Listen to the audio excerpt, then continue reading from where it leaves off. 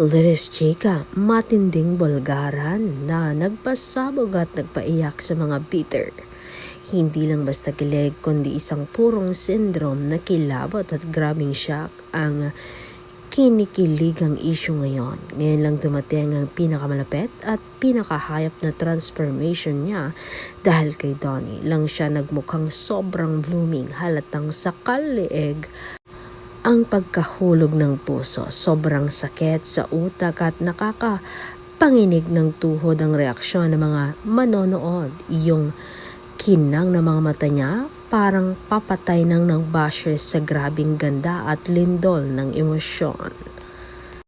Mismo mga netizens ay nagwala at nagprotesta sa grabing inggit at kilabot dahil lantaran ng umaalingaw nga ang katotohanan na si Donnie ang pinakamalapit na nagpaligaya sa kanya.